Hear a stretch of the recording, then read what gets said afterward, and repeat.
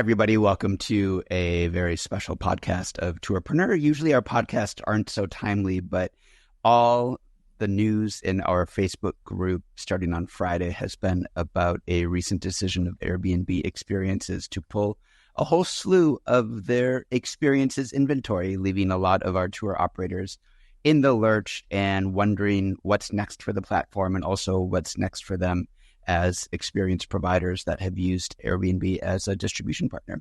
So this conversation is just really going to be about not only what's happened, reading the tea leaves, thinking about what's next for Airbnb, and then more importantly, it's about helping tour operators think about what their strategy should be moving forward. Peter, Syme, let's start with you. What's going on with Airbnb right now? What's happening as a platform? It's confusing. I mean, to me, it's a lot of talk, has been for years, and not actually doing anything. Obviously, they're hugely successful. They're a $98 billion, $100 billion company. The core product is still good. The core product still works. It's working at scale. It's growing still around the world. They're having supply issues in certain countries. Certainly the country I'm in at the moment, Scotland's giving them severe supply issues because it's all been licensed. Therefore, a lot of them have come down. But any time they try to launch a complementary product, a complementary experience, and we've had the experiences since 2016-17 when they launched it, it just never seems to work. And then the PR around it is always much, much louder than the actual delivery of it. And what we've seen over experiences over the last 5-6 years, they never opened up the pipes, never gave API connections, and never really did distribution properly. Therefore, you ended up with some hosts, some professionals trying to use it, but it was a bit of a mishmash with no real strategic direction. And maybe what we're seeing now is the outcome of that not having any strategic direction. Yeah, this is hot on the heels of a couple of weeks ago, the launch of Airbnb Icons. Chesky has always been a fantastic storyteller for the brand, got up on stage in his black shirt, a screen 10 times the height of him, and announced that there was going to be these new, incredibly low-cost, incredibly high production value experiences added onto their inventory, highlighting new commercial partners like Disney, Pixar, and the Paris Olympics and things like that. So it made a big splash. It was a big PR effort, but they're inviting 4,000 participants to come and enjoy these activities over the course of the following year. And to me, it's kind of a big nothing sandwich in terms of changing the direction of what Experiences is doing. What I didn't expect was that right after that, there'd be this massive culling. And now we don't know the size of it as of taping right now, how many experienced operators, but what did surprise us, or at least surprise the tour operator community in Tourpreneur's Facebook group, is a lot of experiences were really high quality, high ranking, 5 stars or very close to that. In other words, it wasn't just removing the poor inventory, and they weren't given a lot of advance notice. So are they clearing space for what's next, or are they realizing that this is just never going to be part of a profitable bottom line, especially when you have a business that theoretically can be solved a lot better and a lot easier in lodging? Yeah, I feel for all the operators, to be honest, because as you just said there, I can understand if we were getting rid of the ones that just weren't selling or weren't reviewed well or anything like that. But it's the ones that are, speaking to Zakia from Invisible Cities, her tours are ranking well, she sells well on Airbnb, and all hers have suddenly been removed, or at least a number of them have suddenly been removed. I personally think this is a move towards Airbnb going down the connected route. You mentioned Disney, you've mentioned all these other ones. I think maybe, we just don't know it yet, but I think maybe they've partnered with someone, well, that's another OTA or whoever, to then connect experiences into it. I think they've possibly gone down that route, and they're slowly but surely getting rid of the experiences that they've currently got on there just now. Because it's the only way that Disney and all these other companies are going to be able to connect in is by connecting in through some sort of API that maybe they've created or using a third-party partner. You got to remember, although all their members and operators are saying my experiences were highly ranked and highly reviewed, and they're correct in that, that's because everything that was left on Airbnb Experiences was highly ranked and highly reviewed. Because anything that wasn't had been removed over several years anyway. So if you're going to have a cull when all your product has got 4 and 5 star reviews, you can only have 4-star plus reviews on Airbnb Otherwise, your product doesn't exist there. So it's not surprising me that it's highly ranked products that's going off. It does surprise me if it's high-selling products and experiences, because obviously that's, and all OTAs work the same way, and Airbnb is not much different from any other OTA. There's certain products that sell a massive amount more than other products. So the fact that we're seeing some high-revenue ones going off, high transaction numbers going off, that tells you this is just not ticking boxes to meet some new quality standard. That tells you there's a bigger strategy at play here. What that bigger strategy is, I don't think they're advanced enough to match up with an OTA's inventory going forward. And I think if they were doing that, doing this before you bring it in, I don't think, you may be right, Chris, but I just don't think they're clever enough to match that inventory with an OTA's inventory based on sales numbers without both sides exposing all their data. And I can't see both sides exposing all their data at this point in any potential relationship. So I really don't understand what they're doing with it. I just don't experience it. I don't think, as much as we're in the experience space, and we love it, and it's our passion, and it's our operator's passion, it doesn't move the needle on a $100 billion company to get it to $200 billion. No matter how much Chesky gets up and said this is a $1 trillion opportunity in experiences, if it was, he would be doing a lot more to address it now, and they're not. And it doesn't move that needle from 100 billion to 200 billion, which is his job. The market expects him to turn that into a $200 billion company, and Experiences doesn't do that.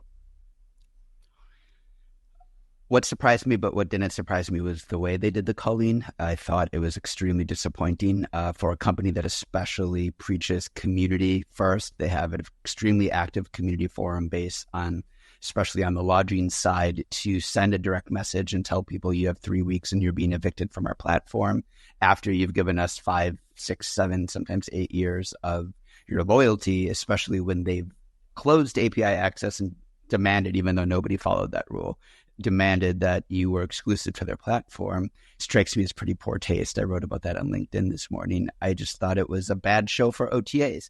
OTAs already generally get really bad reputations among tour operators, not because they don't drive sales, but because the platforms aren't there to serve the supplier. And I get it, their customer is a customer, it's a traveler. But you know, what's behind just such a crass relationship with suppliers? Is it just because they don't even realize that, they don't remember that they're human beings and that they're small business owners that deserve a little notice or support and resources behind what's next for them? No, just another number. You're dealing with a $100 billion company who happens to have on one side its supply, and all marketplaces are two-sided supply. One always, as you mentioned, one always takes precedent. In this case, the customer, the end user, takes precedent. The other one's second. So you're asking a $100 billion company with employees to have a voice that the tour operators understand. So I would ask the question, how many ex-tour operators are working in Airbnb? How many Airbnb staff understand how tour operators work? How many Airbnb staff understand the pain, the slog to build these experiences, to market them, to service all of these customers? So the email that came out and the letter that came out, to me, wasn't surprising at all. It was just what a $100 billion company does. It's a corporate. It's a big, massive corporate that employs corporate-style people, and that's how corporate people communicate, especially when they're making changes. It's a big change to a lot of people at once, and they don't do it in a hands-on personal way. And I can't ever think of an example of a corporate doing it in a hands-on personal way.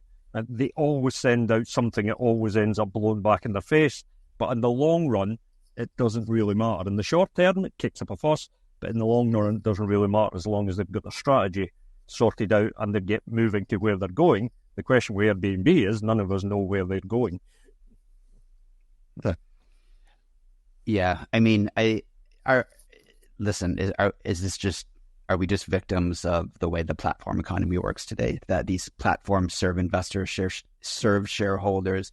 The only way they get their money back is by scaling to a size in which supply is on an individual level inconsequential. I mean, you ask, I don't know of any company that has done it in a humane way. I do, because I've worked with a lot of tour guide platforms that are nowhere near the scale, but they might be close to it. They might have several thousand tour guides on there. And I know some of them that work extremely closely with their guides, with their experience providers. And I'm mentioning guides because the Airbnb Experience platform was essentially a guide platform. It was meant for individuals. You know, this is different than companies that work at scale with API connectivity to hop on, hop off buses, things that are at a larger corporate level. These were just individuals, you know, and it's sort of sad to me. I was an Airbnb host, not experience host, but a lodging host when they opened their shop, 15 years ago. And I remember I'd get individual phone calls when I wasn't responding to my listing inquiries fast enough. And it was charming, you know, but it's funny. It's like we look at those as antiquated days, but why can't that be the model? And I know it is the model for some, you know, for some companies out there that are doing really good work integrating curated tour operator supply in which they manage the relationship with a real close touch or at least personal touch, and serve a happy customer. The problem is the mantra in our industry or in any industry these days is just like, yeah, but you can't scale that. You know, you raise so much money that you're beholden to a business model that dehumanizes everything along the way. Yeah, as Pete says, to me, it's just another number. It's just, that's all they see the suppliers, the operators being, and any OTA is the same way. You know, you can't have unlimited numbers of account managers serving every single experience provider, every single accommodation provider, and I imagine they will have a certain level of that once, if it's an accommodation or experience provider earning a certain amount of level when they're sort of generating income to a certain level. But for the most of them, no one will have anyone to talk to and stuff like that. And that, yeah, as you say, just the timing of those emails straight after icons, the way it was done, and how fast they've been pulled offline. There was no real sort of warning to say, like, this is coming. It's just like, okay, we're doing this and that's it. That's the side of it I think could have been worded, but I understand what Pete's saying with the corporate side. I think that's just how they get stuff done. And it's, if anything, it just shows that, and maybe it's controversial, but in my sense, if I was a tour operator, it's like, you can't really blame the OTAs for this, for doing anything like this. What you need to do is make sure that as a tour operator business, that you're not overly reliant on the OTAs. And this is a prime example of this happening. You make one change to an algorithm, you make one change to a product listing, whatever that be, no matter if it's Google, Airbnb, whatever, any type of business that does these things. If you rely on those businesses too much, it can come back to bite you in the backside, really. So you need to diversify, have it on different platforms, have those strong direct channels, do all these different things that you need to make sure that you've got a strong revenue channel. And if you are just reliant on getting loads of bookings through one platform like Airbnb, then ultimately that was down to the operator itself not diversifying properly. Yeah, we've ranted on about this, and I've ranted on about it for decades. And distribution is distribution. If you've got more than 10% dedicated to any platform or any partner, it's not just platforms, it's any partner. If you've got more than 10% of your revenue dedicated to any partner, your business is at risk because you're not controlling the business. Because more than 10% of your revenue disappearing overnight hurts. More than 20% starts to more than hurt. It can start to be critical for your business. If it's more than 30%, well, your business is going to disappear overnight if somebody walks away with you.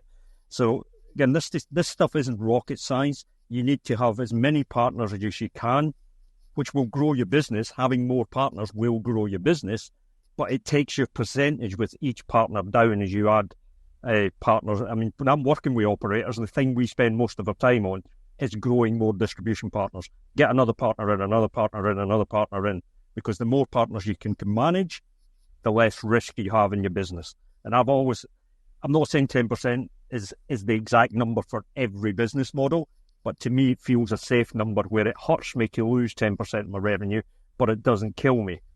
Anything more than that starts to become really serious. So if all the operators listening, when you look at your distribution, if it is unbalanced, you only have one job going forward. Get that distribution balanced, or it will come back and bite you. It's only a matter of time.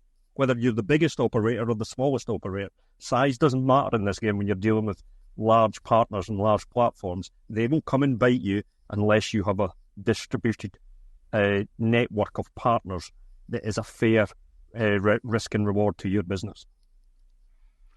Yeah, I live in New York City where the majority of people rent their apartments, and renting is fine, except that you need to remember that you're renting from a landlord that has a series of criteria and reasons to suddenly boot you the minute that they want to boot you.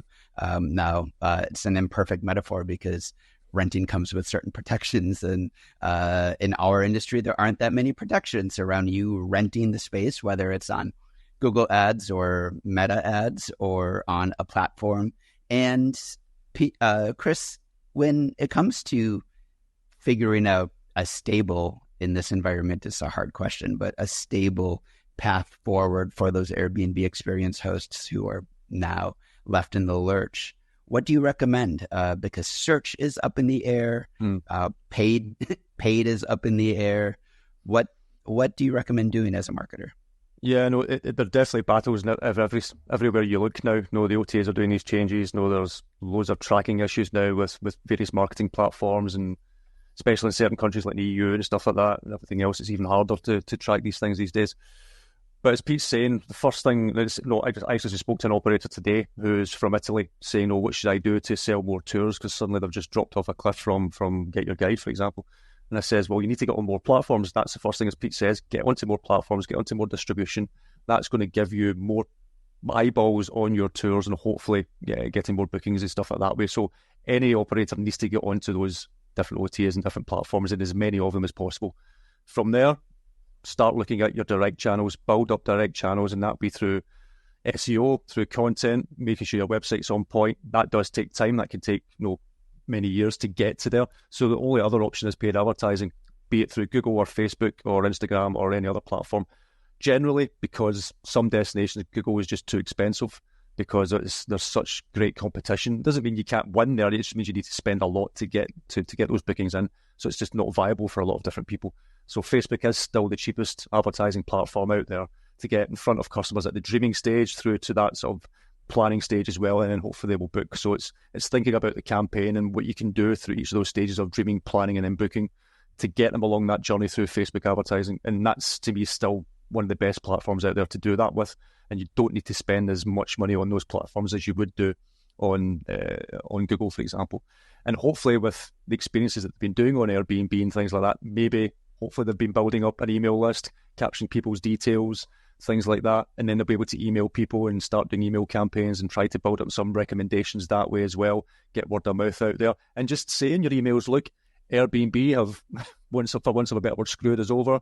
We need to get out there, we need to share the story, we need to get our bookings and revenue back up again. Can you help? And if customers have had a great time with them, some of them will maybe help them and stuff like that. So think about what you've been doing in the past with past customers as well and trying to get those recommendations in. I would be feeding the Google baby, because we know search is changing as we speak.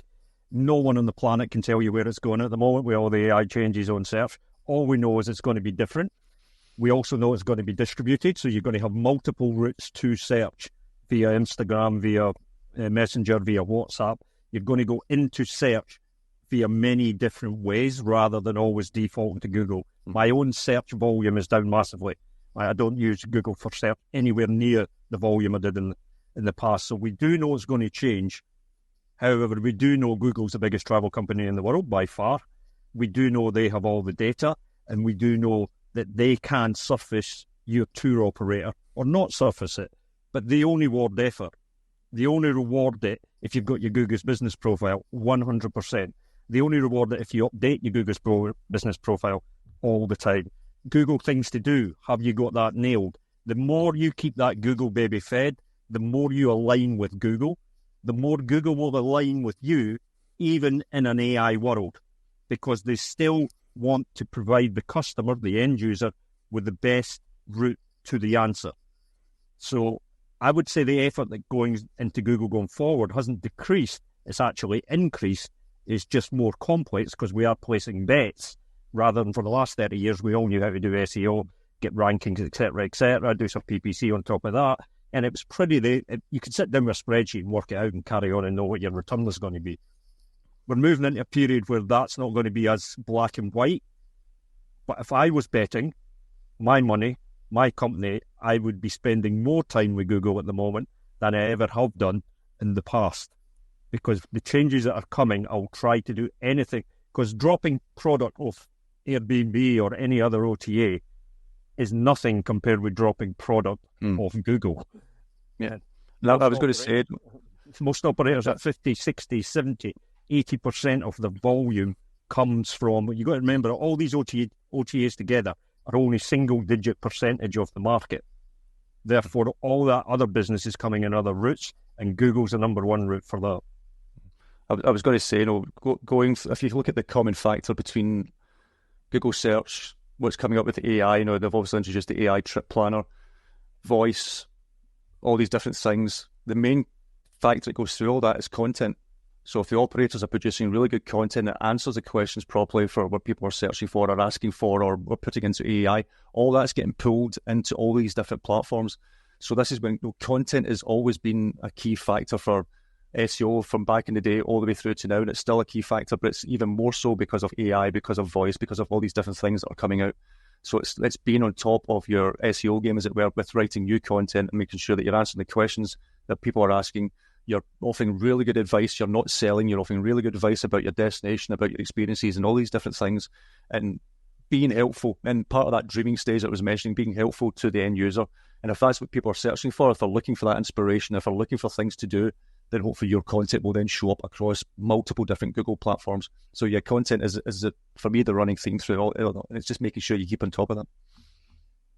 There is two ways to look at that, though, because Google's also killing content en masse at the moment. It just depends who's producing the content. If you're a travel blogger, or if you're a travel review site, or someone who aggregates, if you look at their rankings over the last X number of weeks and months, they've been decimated. And they've been virtually put out of business. So content is content, and I agree Google does reward content, but there's no guarantees going forward that content is going to be the driver. And certainly it's destroying a lot of content-based businesses at the moment. What I am seeing, though, we all are playing and experimenting with AI every single day, it is still driving traffic and links to well-structured websites that are playing the Google game. Someone who's playing the Google game and's got everything updated and is linked into Google, is using Google Drive, is using Gmail anybody who's totally aligned with Google seems to be getting rewarded. Yep. Oh, great. Conspiracy. Great. So we have to both create more content and also know that creating all that content might be A, futile, or worse, B, feeding the beast that's ultimately going to kill our business and our direct path towards them. Good times ahead. I feel like, Pete, there's one thing that you harp on about all the time, which is actually maybe the surest bet here. It's pretty radical. It's called meeting and connecting with other potential human business partners and forging relationships. Yeah. I mean, and I don't understand it because I'm old.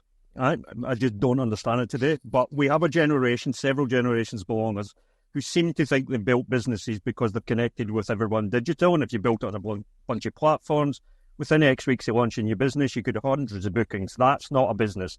That is a high-risk endeavor that you've just connected digitally with some other people and they've sent you business. The way you build a resilient business, a business is going to last for 20 years, 30 years and longer, is building relationships with other companies that in today's world, video does it brilliantly. In my day, it was lots and lots of chapping on doors, making partnerships with all of the businesses who are related to you in your district, in your area, and then spreading out from there. Nothing rewards and nothing will keep rewarding with minimum risk is human-to-human partnerships with business-to-business in your local area. Because these businesses tend not to be giant, they tend not to be global platforms, they tend not to forget about you because you're all in the same game. So start asking yourselves, how many hotel partners I've got, how many restaurant partners I've got, how many bar partners I've got, how many other activity partners I've got, how many taxi company partners I've got. That number isn't 50 plus, right? It needs to be way more than 50 plus. And that's where effort and hard work needs to go into. And it's not straightforward because you have to go and meet people. You have to pick up the phone and cold call. You have to set up meetings. But it will build a resilience into your business It means you don't get slapped on the face when some platform takes your bookings down and you're wondering where all your business is going.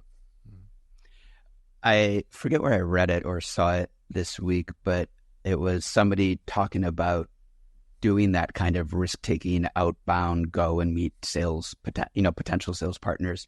And they said you should set a goal for rejections every week. It should be 5 no's, 10 no's, 20 no's, because A, it builds resilience, and B, if you're getting that many no's, then it means chances are you're going to get some yeses thrown in there. Sometimes you do a lot of research looking for the one perfect partner. You weed out the other 5, 7, 12, 20 potential people that might not be great partners, but it is a numbers game. And also, you don't know in advance what kind of partner is going to actually become a really interesting and helpful partner. You mentioned a taxi company. You might write it off as, oh, they just provide random transport services. But if there's a relationship in your town where there's a predominant company that handles all the airport transfers, and they've got a little card or pamphlet in the back of your van, and the cab driver is trained at, mentioning the best way to get an orientation to the city is, you got to call my buddy over here. Listen, that speaks volumes. You don't know what you don't know. I feel like that's just general the problem with human psychology is we tend to formulate these ideas in advance, these hypotheses. We don't test them enough, and we don't also understand that there's probably 30 alternatives to running a successful business with different kinds of partners that you haven't imagined yet, that only comes through creating that network effect of connecting with as many people as you possibly can. There's some data around that actual building business-to-business partners. Multiple universities have studied it. If you've got 100 potential partners in a B2B relationship, in any given year, there is only 20 of them buying. They're all buyers. Every one of them is buyers, but in any given year, there's only 20 of them buying. In the travel industry, that's slightly skewed because those 20 buyers tend to be buying at similar times of the year because we're seasonally. But if you understand that, that means you need to chap on the door of hundreds, because on any given year, there's only 20 buyers, and you're not going to close all 20. If you close 20% of the 20, you've done well. So you've closed 4. You may have to chap on 100 doors to close 4. But the more doors you knock on, the more you will close, the more you're related to those doors. So the way I always done it was I went from the centre out, based on geography. Who's the businesses closer to my businesses? Because they knew who I was. Then went out on another circle, then out in another circle. Eventually you get to a place where people don't know who you are, and it's a much harder sell. But within your locality, there's lots of people who you can pass business to and you can pass business back to. But this isn't a 1 month, 2 month, 3 months project. This is a never-ending, the whole time you're a tour operator, this is a job you do all year. The question I ask every tour operator before I take them on as clients or if we're working with them is, honestly, how much percentage of your time in any given week is spent to sales, marketing and business development?